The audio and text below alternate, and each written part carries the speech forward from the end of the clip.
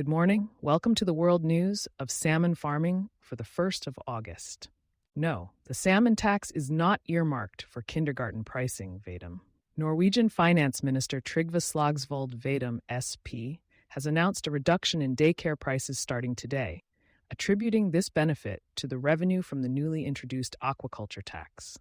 Vedum has faced criticism for implementing the tax, but emphasizes that the generated income now allows for significant financial relief for families with children in Norway, reducing daycare costs from 3,000 to 2,000 NOK and to 1,500 NOK in small districts. However, critics argue that linking a specific budgetary revenue, such as the aquaculture tax, directly to a spending item like daycare costs is misleading and populist. While Vedum touts the benefits for Norwegian families, concerns are raised about bureaucratic inefficiencies and the negative impact on coastal investments. Suspicion of BKD in Sykkylven. The Norwegian Food Safety Authority has reported a suspected outbreak of bacterial kidney disease, BKD, at the Begun site in Møre og Romsdal, operated by Hofseth Sea Farming and EWAS Innovation for salmon and rainbow trout farming. The source of the infection remains unknown. BKD is a chronic condition that can result in lifelong carriers among affected fish and poses significant risks to both wild and farmed fish populations in the area. The authority urges all individuals and activities associated with fish farming in the region to exercise necessary caution to prevent the spread of the disease. Million fine for Hofseth Aqua after fatal accident. Arbeidstilsynet has determined that Hofseth Aqua violated the Working Environment Act following a fatal explosion accident in Stranda municipality last June, which resulted in the death of a 25-year-old man. The man, Perry Emil Johansson, died while working on a new feed barge at Hofseth Aqua's facility in Sunnmøre when a tank exploded. An investigation highlighted several weaknesses in the silage system and inadequacies in the training provided to the deceased concerning fire and explosion hazards. The company faces a significant fine of 4 million kroner and additional compensation payments. Hofseth Aqua has expressed that they have taken the incident seriously and are committed to improving safety measures to prevent future incidents. Julie, 26, is researching how fish health can be maintained in new aquaculture solutions. Julie Seam, originally envisioning a career with small animals, is now fully immersed in the fish farming industry through her PhD project with Nordlaks. Seam, who began as a fish health consultant, aims to promote fish welfare and sustainable operations using new technologies, such as the exposed havfarmen and the semi-closed hydra systems. Over the next 3 years, she will work to develop general recommendations for these advanced aquaculture systems, while also investigating improvements for traditional fish farming. Her research involves a comparative analysis of fish health from various farming environments, with support from master students and experts from several institutions. The goal is to address significant issues like disease, fish mortality, and overall sustainability in the aquaculture sector. Smell for Optimar. Now they look ahead to yet another challenging year. Optimar, a developer and seller of robotics and automation technology for the aquaculture industry, reported a deficit of 56 million NOK in 2023 due to a challenging market, marking a revenue decrease to 444 million NOK from 640 million NOK the previous year.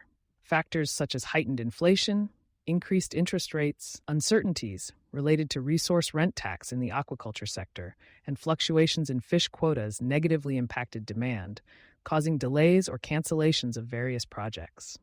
Despite a historic trend of financial losses, except in 2020, Optimar remains optimistic about future growth under its new owner, Kuldbakker, emphasizing quality, innovation, and sustainable fishing and aquaculture.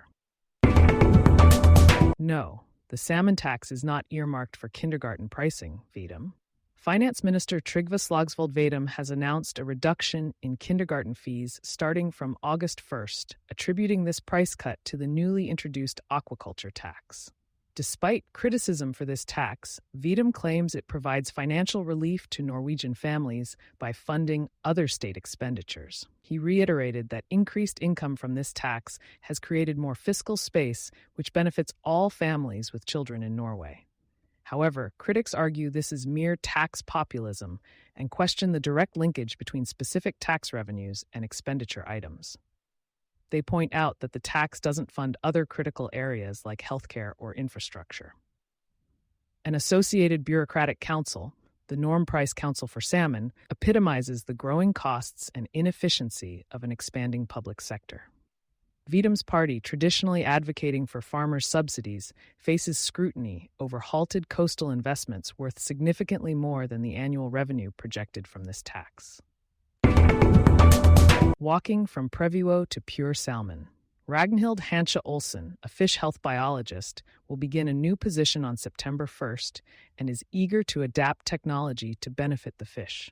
Previously, she worked as the product manager at Previwo in Bergen, known for Stembiont, a biotechnological solution enhancing fish robustness through beneficial bacteria. Hansche Olsen also has experience as a researcher at Pharmak and as a fish health manager at SalMar. She will now join Pure Salmon Technology in Sandefjord as their new fish health specialist.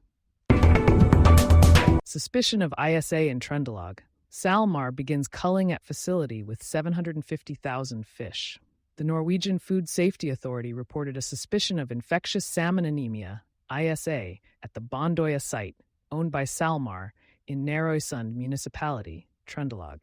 This virus affects salmon's blood vessels, potentially causing severe anemia and circulatory disorders. If the virus is confirmed, the authority may mandate the culling of all fish to prevent the spread. SalMar has already begun culling the approximately 750,000 salmon at Bondoya, each weighing around 5 kilograms, as a precaution. Neighboring operator Buroya has implemented measures to limit boat traffic and prevent potential infection spread. There have been numerous ISA suspicions and detections this summer, particularly in Trøndelag and Frøya, including a case at Mowi's Tenøya site, which is also accelerating its culling process. Braanaas is furious about what he believes is the dismantling and confiscation of private property. Firda Seafood reported a pre-tax profit of 634 million NOK for 2023, significantly impacted by a 12% biomass reduction and the introduction of the resource rent tax, which added 105 million NOK to the financial burden. The company, specializing in trout farming, hatcheries, slaughterhouses, and export, criticizes the cumulative effect of production cuts, wealth and dividend taxes, and the new resource rent tax for reducing coastal business development profits. Directors Ola Braanaas and Lena Braanaas Utni express concerns over increasing operational costs and governmental policies hindering the aquaculture industry's growth, labeling these measures as politically driven and detrimental to private property rights.